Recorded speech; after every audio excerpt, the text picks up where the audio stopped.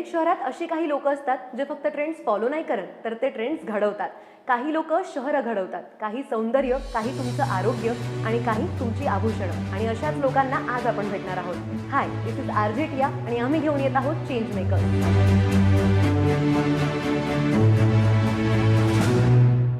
नमस्कार, मी आरजे टिया. चेंज मेकर्समध्ये तुमचं स्वागत आहे. आज आपल्यासोबत आहे director of Krishna builders and developers Krishna Kapile sir. Hello sir. Hello sir, सगळ्यात आधी तर तुमच्या या जर्नीची सुरुवात कशी झाली? कुठला तो टर्निंग पॉईंट होता जेव्हा तुम्हाला वाटलं की तुम्ही या प्रोफेशनमध्ये आलं पाहिजे? बेसिकली माझी सुरुवात जी झाली होती ती 2021मध्ये झालेली आहे. माझं सिव्हिल इंजिनिअरिंगमध्ये एज्युकेशन झाल्यामुळे मला सिव्हिल रिलेटेड इंटरेस्ट होता. तर मी जसं माझं इंजिनिअरिंग पासआउट झालं 2017मध्ये, तर मी 2 वर्ष इंटर्नशिप केली.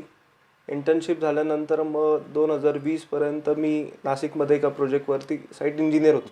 नंतर मग मला 2021मध्ये असं वाटलं 2 वर्ष आपण जॉब केलेला आहे, आपल्याला अनुभव आलेला आहे, त्याच्यानंतर आपण आपली सुरुवात करावी, नवीन व्यवसायामध्ये काहीतरी सुरुवात झाली पाहिजे. तर 2021मध्ये मी माझा पहिला हाऊसिंग प्रोजेक्ट चालू केला होता. सर, बरेचसे चॅलेंजेसही आले असतील, त्या चॅलेंजेस सर ओव्हरकम कसं केलं? हो, नक्कीच.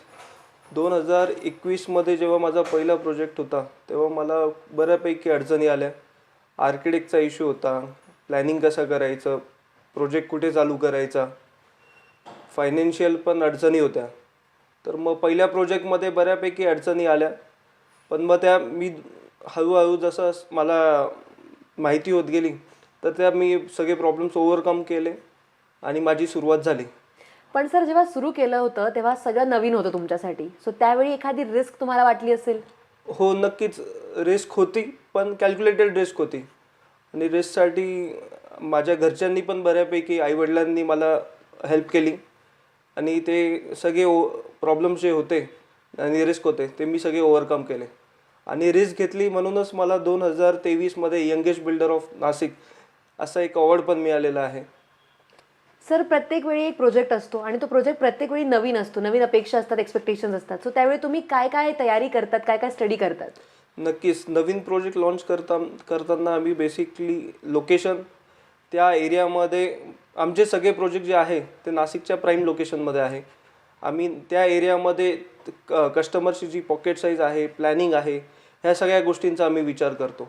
आणि कस्टमरला त्यांच्या कस्टमर सॅटिस्फॅक्शन भेटलं पाहिजे त्या हिशोबाने आम्ही प्लॅनिंग करतो. कस्टमरला त्यांचे दर एक प्लॅनिंग करताना एक छोट्या छोट्या इंचचा पण बेनिफिट झाला पाहिजे, या गोष्टीचा आम्ही विचार केला जातो आणि त्या हिशोबाने आम्ही प्रोजेक्ट लॉन्च करतो. Sir, Krishna builders and developers अंतर्गत आता नवीन प्रोजेक्ट कोणते सुरू आहेत? आमचे नाशिकमध्ये 6 प्रोजेक्ट चालू आहे. आमच्या नाशिकमध्ये सगळ्या 4ही दिशांमध्ये साईट चालू आहे. हिरावाडीमध्ये चालू आहे, गंगापूर रोडमध्ये 3 प्रोजेक्ट चालू आहे, हिरावाडीमध्ये चालू आहे, इंदिरानगरला चालू आहे. आम्ही 1 BHK पासून 4 BHK पर्यंत सर्व प्रोजेक्ट्स करतो नाशिकमध्ये. सर, खूप यंग एजमध्ये तुम्ही या व्हेंचरची सुरुवात केलेली, तेव्हा बऱ्याचशा रिस्क असतील, पण आताची जी जनरेशन आहे ती रिस्कला खूप घाबरते. काही नवीन सुरू करण्याआधी 100 वेळा विचार करते. सो त्या जनरेशनला तुम्ही काही मेसेज देऊ इच्छितात? बरोबर. दरेक नवीन बिझनेस चालू करताना रिस्क असतेच, पण रिस्क ओव्हरकम पण करता आली पाहिजे. आणि रिस्क हे कॅल्क्युलेटेड रिस्क पाहिजे, कारण की जेव्हा नवीन बिझनेस चालू करतो किंवा रिअल इस्टेटमध्ये आपल्याकडे खूप ऑपॉर्च्युनिटीज येत असतात, ते ऑपॉर्च्युनिटी ग्रॅब करणं पण करता आलं पाहिजे. आणि मेन म्हणजे हा जो व्यवसाय आहे तो भांडवली धंदा आहे. तर भांडवल कसं आपल्याला टोटल कॅल्क्युलेट करता आलं पाहिजे, किंवा यंग जनरेशननी खूप जास्त पण रिस्क नाही घ्यायला पाहिजे ह्या व्यवसायामध्ये. Thank you sir, thank you so much.